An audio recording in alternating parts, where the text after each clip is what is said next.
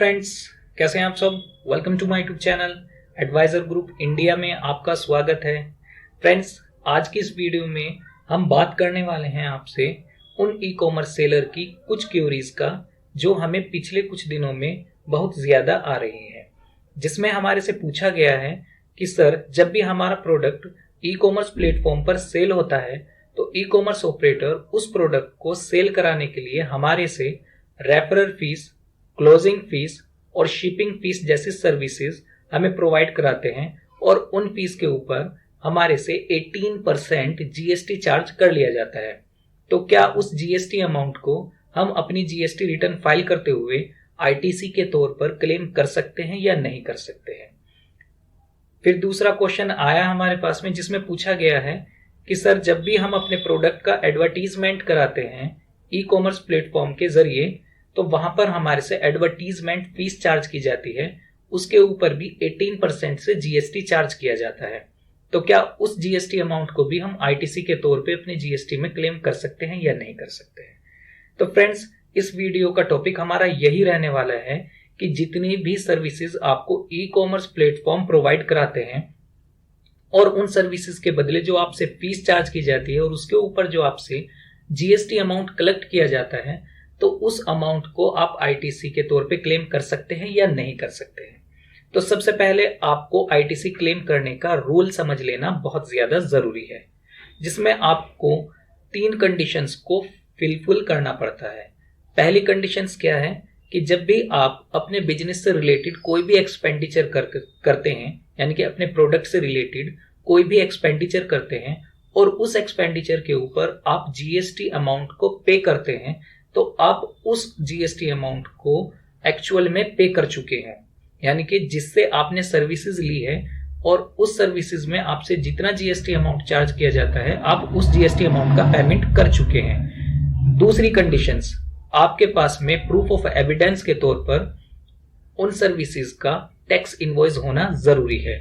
और तीसरी कंडीशंस, आपके सप्लायर ने जिसने आपको ये सर्विसेज प्रोवाइड कराई हैं उसने विद इन ड्यू डेट अपनी जीएसटीआर 1 को फाइल कर दिया हो, जिससे कि आपके जीएसटीआर 2A में आपका आईटीसी शो होना शुरू हो जाए। तो इन 3 कंडीशंस के बेस पे ही आप अपने प्रोडक्ट के ऊपर जितना आपने एक्सपेंडिचर किया है और उसके ऊपर जितना आपने जीएसटी पे किया है, आप अपना आईटीसी इजीली क्लेम कर सकते हैं अपनी जीएसटी रिटर्न फाइल करते हुए। तो अब बात करते हैं, जब भी आपका प्रोडक्ट ई कॉमर्स प्लेटफॉर्म पर सेल होता है तो वहां से आपको 3 टाइप की सर्विसेज चार्ज की जाती हैं आपका ई कॉमर्स ऑपरेटर के जरिए। यहाँ पर इस वीडियो में हम आपको एग्जाम्पल दे रहे हैं अमेजोन का।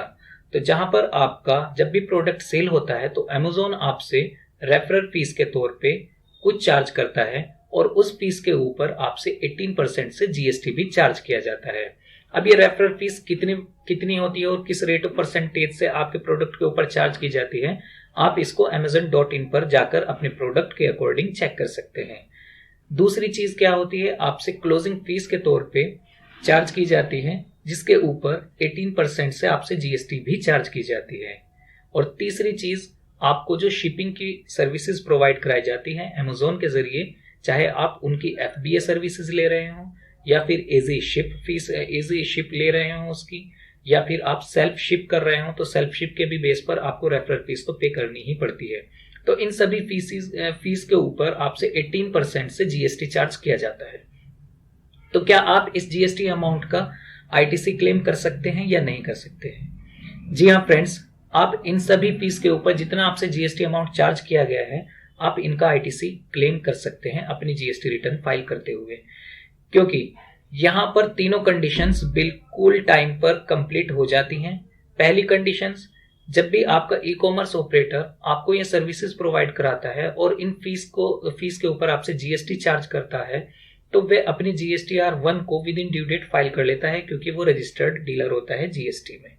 ठीक है। दूसरी चीज कि ये जितना आपने एक्सपेंडिचर किया है ये आपके प्रोडक्ट से रिलेटेड है, यानी कि आपके बिजनेस से रिलेटेड है, आपके बिजनेस इन लाइन है। क्योंकि अगर ई कॉमर्स सेलर अपने प्रोडक्ट को ई कॉमर्स प्लेटफॉर्म पर लिस्ट कराकर सेल करते हैं तो ये उनका एक बिजनेस ही होता है। ठीक है। और ये जितना भी एक्सपेंडिचर है ये सभी आपके बिजनेस से रिलेटेड है, जैसे रेफरल फीस हो गई, क्लोजिंग फीस हो गई या शिपिंग फीस हो गई। तो इनके ऊपर जितना भी आपसे जीएसटी अमाउंट चार्ज किया जाता है आप इसे आईटीसी के तौर पे क्लेम कर सकते हैं। और तीसरी चीज कि ये अमाउंट आपके जीएसटीआर 2A में शो होता है, तो इससे आप इसको क्लेम कर सकते हैं। लेकिन यहाँ पर आपको एक बात को ध्यान में जरूर रखना है कि जितना अगर आपके आईटीसी आपके जीएसटीआर 2A में जितना आईटीसी आपके शो हो रहा है किसी मंथ में, आप उस सब को क्लेम करने के लिए एलिजिबल नहीं होते। यहाँ पर आपको दो चीजों का ध्यान रखना है कि आप अपनी जीएसटी रिटर्न में सिर्फ उसी एक्सपेंडिचर के ऊपर आईटीसी क्लेम कर सकते हैं जो आपके बिजनेस से रिलेटेड है, यानी कि आपके बिजनेस इनलाइन है, आपके प्रोडक्ट के ऊपर आपने उस एक्सपेंडिचर को किया है। अगर आपका कोई ऐसा एक्सपेंडिचर है जो आपके पर्सनल नेचर का है और उसका आईटीसी आपके जीएसटीआर 2A में आ रहा है, तो आप उसका क्लेम नहीं कर सकते हैं। अगर आप ऐसे आईटीसी का अपनी जीएसटी रिटर्न में क्लेम करते हैं जो कि आपके पर्सनल एक्सपेंडिचर के ऊपर आपने जीएसटी पे की है, तो आप उस आईटीसी को गवर्नमेंट को रिवर्स करना पड़ता है, जिसके ऊपर आपसे पेनल्टी चार्ज की जाती है और इंटरेस्ट चार्ज किया जाता है। तो आपको पर्सनल नेचर का जो एक्सपेंडिचर करते हैं आप, और उसके ऊपर जितना आईटीसी आपको मिलता है, आप उसे अपने बिजनेस में जीएसटी रिटर्न फाइल करते हुए क्लेम नहीं कर सकते आईटीसी के तौर पर। हाँ,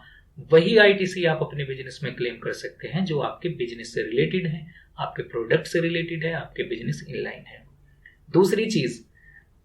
यहां पर आपको ध्यान देनी है कि अगर आप कोई ऐसा प्रोडक्ट ई कॉमर्स प्लेटफॉर्म पर सेल करते हैं जिसके मैन्युफैक्चरर आप खुद ही हैं, यानी कि आप खुद ही उस प्रोडक्ट को बनाते हैं, उसका प्रोडक्शंस करते हैं, उसके बाद में आप उस प्रोडक्ट को फिनिश्ड प्रोडक्ट में कन्वर्ट करके उस प्रोडक्ट को ई कॉमर्स प्लेटफॉर्म पर सेल करते हैं, तो यहाँ पर आप उस प्रोडक्ट के ऊपर जितना आपने एक्सपेंडिचर किया उसको बनाने में, उसके प्रोडक्शंस में, उसकी मैन्युफैक्चरिंग के ऊपर, जितना आपने उसके ऊपर जीएसटी पे किया है, इन सभी एक्सपेंडिचर को करते हुए, उसका प्रोडक्शंस करते हुए, आप उसका आईटीसी भी अपनी जीएसटी रिटर्न में क्लेम कर सकते हैं, क्योंकि वे सभी एक्सपेंडिचर आपके प्रोडक्ट से रिलेटेड था, आपके बिजनेस से रिलेटेड था, आपके बिजनेस इनलाइन था। ठीक इसी तरीके से अगर आप उस प्रोडक्ट का मैन्युफैक्चरिंग नहीं करते हैं, प्रोडक्शंस नहीं करते हैं, आप किसी होलसेलर से माल को परचेज करके लाते हैं, वहां से कम प्राइस में परचेज करके लाते हैं और ई कॉमर्स ऑपरेटर पर, ई कॉमर्स प्लेटफॉर्म पर लिस्ट कराकर उसको हायर प्राइस में सेल करते हैं, तो वहां पर जितना अमाउंट आपने अपने सप्लायर को पे किया है उस प्रोडक्ट को परचेज करते हुए, जब आप होलसेलर से माल को परचेज करके लाते हैं, तो उस अमाउंट पर आपने जितना जीएसटी अमाउंट पे किया है, आप उसका भी जीएसटी में आईटीसी क्लेम कर सकते हैं, क्योंकि वे सभी एक्सपेंडिचर आपके बिजनेस से रिलेटेड था, आपके प्रोडक्ट से रिलेटेड था। तो इसी तरीके से जितना भी एक्सपेंडिचर आपके प्रोडक्ट से रिलेटेड है, आपके बिजनेस से रिलेटेड है, आपके बिजनेस इनलाइन है, आप उसका आईटीसी क्लेम कर सकते हैं। तो यहाँ पर हम बात कर रहे थे ई कॉमर्स सेलर के केस की, कि जब भी ई कॉमर्स सेलर अपने प्रोडक्ट को लिस्ट कराकर इन प्लेटफॉर्म पर सेल करते हैं, चाहे वह अमेजोन हो, फ्लिपकार्ट हो या फिर कोई भी ई कॉमर्स प्लेटफॉर्म है, तो वहां पर आपका जब भी प्रोडक्ट सेल होता है तो आपसे कुछ फीस चार्ज की जाती है। अगर हम अमेजोन का ही केस ले लेते हैं तो यहाँ पर आपसे रेफरल फीस, क्लोजिंग फीस और शिपिंग फीस चार्ज की जाती है। इन फीस के ऊपर आपसे 18% से जो जीएसटी अमाउंट चार्ज किया जाता है, आप उसका आईटीसी अपने जीएसटी रिटर्न में क्लेम कर सकते हैं। और दूसरी चीज यहाँ पर क्या थी कि जब भी आप अपने प्रोडक्ट का एडवर्टीजमेंट कराते हैं और ई कॉमर्स ऑपरेटर आपसे एडवर्टीजमेंट फीस चार्ज करते हैं, तो उस फीस के ऊपर भी आपसे 18% से जीएसटी चार्ज किया जाता है। आप इस जीएसटी अमाउंट को भी आईटीसी के तौर पे क्लेम कर सकते हैं, क्योंकि एडवर्टीजमेंट आपके प्रोडक्ट का था, आपके बिजनेस से रिलेटेड था, तो आपके बिजनेस से जब भी रिलेटेड कोई भी एक्सपेंडिचर होता है और उसके ऊपर आप जीएसटी पे करते हैं, तो आप उसका आईटीसी अपने जीएसटी में क्लेम कर सकते हैं। तो अब बात आती है कि ये आईटीसी आपको देखने के लिए कहाँ मिलता है। फ्रेंड्स, जब भी आप अपनी जीएसटी रिटर्न फाइल करते हैं हर महीने, तो वहां पर आपको सबसे पहले अपनी जीएसटी की लायबिलिटी को पे करने से पहले अपनी जीएसटीआर 2A को चेक कर लेना चाहिए। वहां पर आपको दो चीजें देखने के लिए मिलती है। पहली चीज, आप अपने B2B सेगमेंट में जाकर चेक कीजिए कि जितना आपका आईटीसी आपका चार्ज किया गया, जितना आपसे जीएसटी चार्ज किया गया है, आपके प्रोडक्ट से रिलेटेड था, आपके बिजनेस से रिलेटेड था, चाहे तो आपने रॉ मटेरियल परचेज करते हुए अपने प्रोडक्ट को, अगर आप मैन्युफैक्चरिंग कर रहे हैं, प्रोडक्शंस कर रहे हैं, तो आपने वहां से जितना रॉ मटेरियल परचेज किया था उसके ऊपर आपने जितना जीएसटी अमाउंट पे किया था आपका उसका भी आईटीसी मिल जाएगा। हाँ, यहाँ पर ध्यान रखना है कि जब भी आप रॉ मटेरियल परचेज करके लाते हैं तो सप्लायर आपका जीएसटी में रजिस्टर्ड होना चाहिए, तो ही आप आईटीसी क्लेम कर सकते हैं। अगर आप किसी अनरजिस्टर्ड डीलर से यानी कि अनरजिस्टर्ड सप्लायर से रॉ मटेरियल परचेज करके लाते हैं तो आपको जीएसटी का अमाउंट आईटीसी नहीं मिलेगा, क्योंकि अनरजिस्टर्ड डीलर आपसे टैक्स अमाउंट कलेक्ट नहीं कर सकता, तो वह आपको अपनी GSTR-1 भी फाइल करने के लिए एलिजिबल नहीं, क्योंकि वो जीएसटी में रजिस्टर्ड ही नहीं है, तो आपको आईटीसी भी नहीं मिलेगा। ठीक है। इसी तरीके से जब भी ई कॉमर्स सेलर की बात करें हम, जब भी आपसे ये सब फीस चार्ज की जाती है, referral fees, closing fees, shipping fees, और इन पे जितना भी आपसे जीएसटी अमाउंट चार्ज किया जाता है, तो ये भी आपको अपने आईटीसी में जाकर चेक कर लेना है GSTR-2A में कि कितना आपको इनके ऊपर आईटीसी मिल रहा है। जितना आपने जीएसटी पे किया था उसका आप आईटीसी क्लेम कर सकते हैं। अगर आपने अपने प्रोडक्ट का एडवर्टीजमेंट कराया है, आपसे एडवर्टीजमेंट फीस कलेक्ट की गई है, उस फीस पर आपसे 18% से जीएसटी चार्ज किया गया था, तो आपको वे भी आपके B2B सेगमेंट में जाकर देखने के लिए मिल जाएगा। एडवर्टीजमेंट के केस में ये ऑपरेटर आपको अलग से इनवॉइस इश्यू करते हैं, जहां पर आपको एडवर्टीजमेंट से रिलेटेड इनवॉइस वहां से देखने के लिए मिल जाएगा कि आपने उस पर्टिकुलर मंथ में कितने का एडवर्टीजमेंट कराया था अपने प्रोडक्ट के लिए और उसके ऊपर कितना जीएसटी अमाउंट चार्ज किया गया था। उस जीएसटी अमाउंट को आप आईटीसी के तौर पे अपनी टैक्स की लायबिलिटी से सेट ऑफ करा सकते हैं। ठीक है। फिर आपको GSTR-2A में दूसरी चीज जो देखने के लिए मिलती है, जो आप क्लेम कर सकते हैं, TCS। फ्रेंड्स, अगर आप TCS को इन डिटेल में समझना चाहते हैं तो हमने इस YouTube चैनल पर अपने पहले एक वीडियो इन डिटेल में बनाई है, जिसमें हमने TCS से रिलेटेड जितनी भी सभी कंप्लायंस है कि किस तरीके से चार्ज किया जाता है, क्या रेट ऑफ परसेंटेज होती है TCS को कलेक्ट करने के लिए, किस अमाउंट पर TCS चार्ज किया जाता है, हमने इन डिटेल में उस वीडियो में आपको समझाया है। तो फ्रेंड्स, इसके साथ साथ अगर आप हमारी पेड सर्विसेज भी लेना चाहते हैं, जिसमें हम आपकी हर महीने GSTR-1, GSTR-3B, GSTR-2A को आपके चेक करते हैं, जहां पर हम आपकी TCS की रिटर्न फाइल करते हैं, जितना आप आईटीसी क्लेम करने के लिए एलिजिबल है वो आईटीसी आपका क्लेम कराते हैं। इसके साथ साथ हम आपकी जब टैक्स की लायबिलिटी को GSTR-3B में पे कर देते हैं, उसके बाद हम आपको आपके उस मंथ से रिलेटेड एक एक्सेल शीट भी प्रोवाइड कराते हैं, जिस एक्सेल शीट में हम आपकी उस महीने की टोटल सेल्स कितनी थी, टोटल सेल्स रिटर्न कितनी थी, टोटल आईटीसी आपका कितना बना था, टोटल टीसीएस की क्या सिचुएशन थी, वे सभी डिटेल आपको प्रोवाइड कराते हैं, जिससे कि सेलर को अपनी उस महीने की ओवरऑल बिजनेस की सिचुएशंस को अच्छी तरीके से समझने में आसानी हो सके। और जो कि ये हम सर्विसेज आपको प्रोवाइड कराते हैं, बहुत ही नॉमिनल चार्ज इसके लिए हम आपसे चार्ज करते हैं, जिससे कि सिर्फ आपका फोकस अपने बिजनेस पर हो और जितनी भी लीगल कंप्लायंस आपके बिजनेस पर लग रही है उसको हम आसानी से आपके लिए हैंडल कर सके। तो चलिए फ्रेंड्स, इस वीडियो के बाद में आई थिंक आपकी जितनी भी क्वेरीज आपके माइंड में थी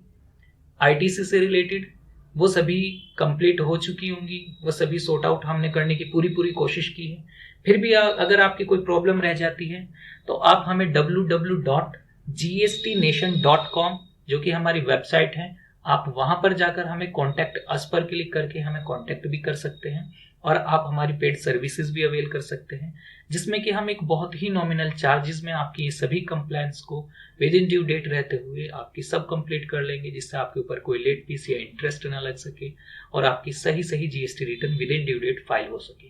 तो चलिए फ्रेंड्स, फिर मिलते हैं किसी नेक्स्ट टॉपिक के ऊपर किसी नेक्स्ट वीडियो में। तब तक के लिए आप अपना बहुत ख्याल रखिए और हमारे इस चैनल को देखते रहिए। Thank you so much.